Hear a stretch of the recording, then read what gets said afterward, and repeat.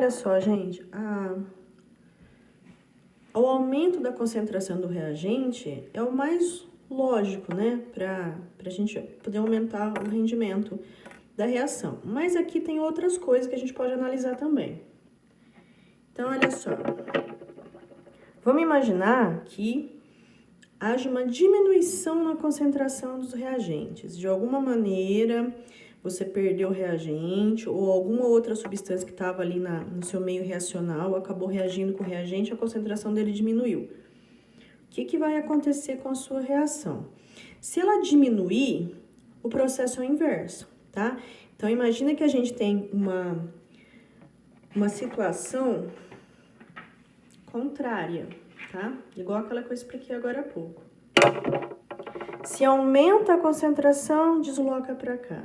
Mas se alguma coisa reage e tira, tá? Diminui a concentração de um dos reagentes, necessariamente o equilíbrio vai ser deslocado no sentido 2.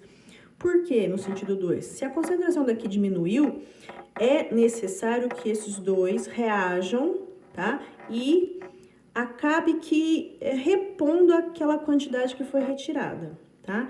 Então, se uma substância ela é retirada do meio reacional, o equilíbrio se desloca sempre no sentido de repor a substância que foi retirada, tá?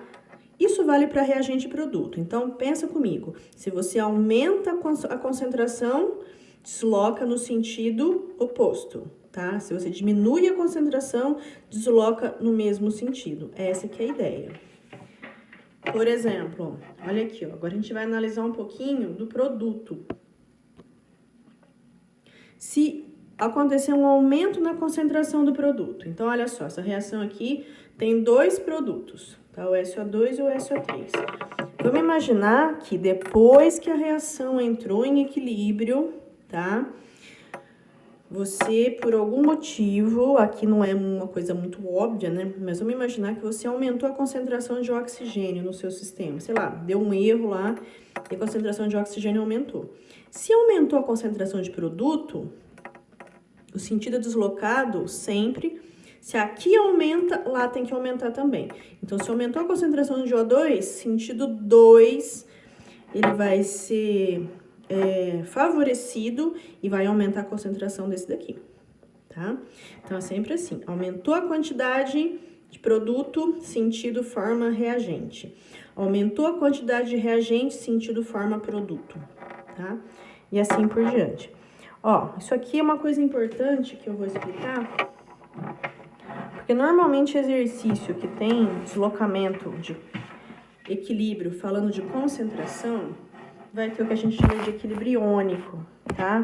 Equilíbrio iônico é quando algum íon faz parte da sua reação, tá?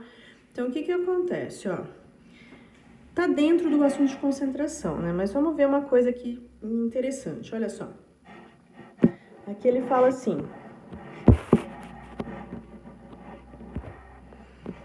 temos um equilíbrio iônico quando uma reação química ocorre em um solvente e possui pelo menos um íon.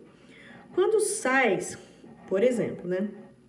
Quando sais cromato de potássio, que é o K2CrO4, e o dicromato de potássio, K2Cr2O7, são dissolvidos em água na presença de ácido, forma-se o seguinte equilíbrio iônico. Olha lá. Aqui ele não está considerando o potássio, porque como o potássio ele simplesmente não vai reagir, vai ficar um íon, a gente chama de íon espectador. É o íon que entra e sai da reação do mesmo jeito, ele não reage com ninguém, fica dissolvido, a gente chama de espectador. Esse íon espectador, ele não é necessário, tá, que você coloque ele na reação, tá? Por isso que aqui está sendo representado apenas os íons, tá?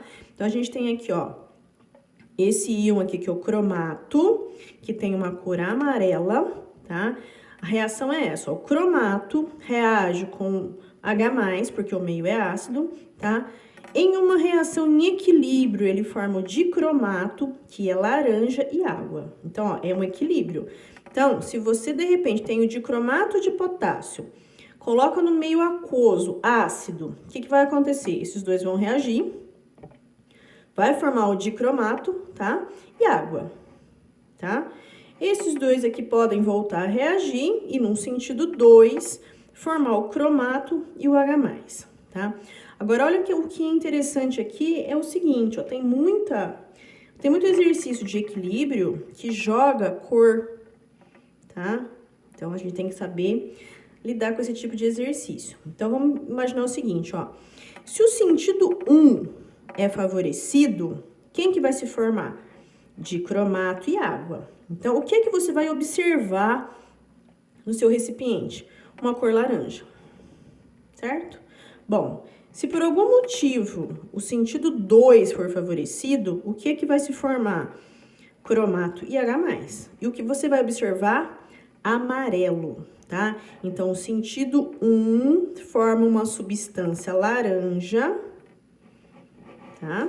E o sentido 2 forma uma substância amarela.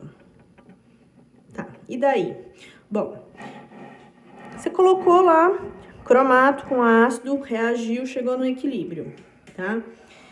Vamos imaginar que você vai lá e pinga mais umas gotinhas de ácido. Aumentou a quantidade de H+, diminuiu o pH. O que que vai acontecer? Que cor vai ficar o recipiente nessa situação?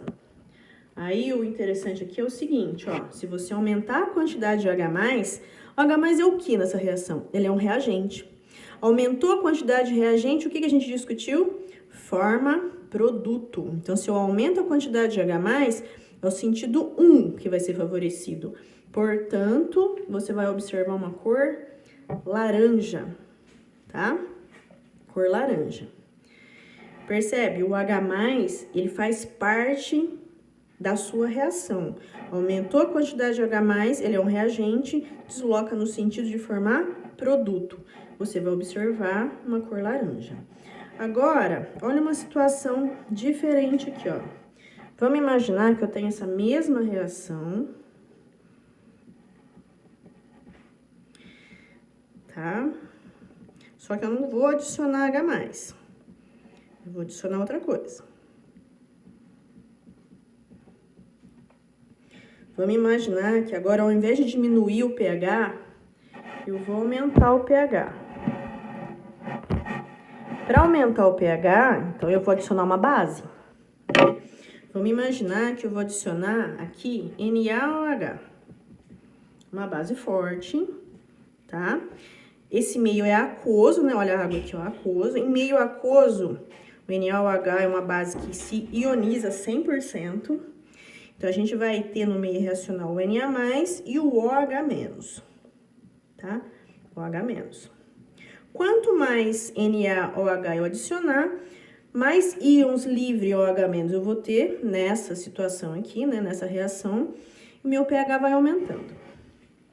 Bom, percebe o seguinte, NaOH não tem na sua reação original nem Na nem OH, não tem. Tá? Você está adicionando um íon extra, tá? Que não tinha.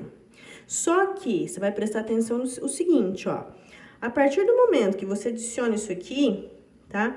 O OH-, ele sempre reage com H+, tá? Na reação chamada de neutralização. Tá? Quando a gente reage HCl com NaOH, não vai formar NaCl e água, uma reação de neutralização. É o que acontece aqui. Sempre o OH- e H+ vão reagir, tá? É uma reação favorecida. E aí, quer dizer, quanto mais NaOH reagir, quanto mais NaOH você adicionar, mais OH- vai ter no seu sistema, mais vai reagir com H+, tá? Agora, a questão é a seguinte, ó. Quando o OH- reage com H+, a quantidade de H+ que existe no seu meio reacional vai diminuir. Por quê? Porque está sendo usado numa reação paralela. Está sendo usado numa reação de formação de água. Certo? Então, essa quantidade aqui, ela vai diminuindo, ao passo que, né, você vai adicionando NaOH. Então, resultando no quê? Na diminuição de um dos reagentes. É como se eu estivesse tirando o H+ dessa reação, né? Porque ele está sendo consumido de uma outra maneira. Agora, qual que é a consequência do equilíbrio dessa reação? Bom, se a quantidade de H+ está diminuindo, o que vai acontecer? Essas duas substâncias aqui, ó, elas vão reagir para repor o H+ que está sendo tirado. Então, quanto mais NaOH eu coloco, mais a quantidade de H+ diminui e o sentido vai sendo deslocado no sentido 2 para repor o H+ que foi tirado, tá? Ah, lembrando, ó, lembra, isso aqui é amarelo, isso aqui é laranja. Numa situação onde eu coloco NaOH, quanto mais NaOH eu coloco, mais amarelo vai ficar seu sistema. Porque se o sentido 2 ele tá repondo o H+, só que, consequentemente, está aumentando a concentração desse, certo? Esse aqui está sendo consumido, mas esse não. Então, esse aqui está sendo acumulado no seu equilíbrio, a concentração desse, consequentemente, vai aumentando e a sua solução vai ficando cada vez mais amarela.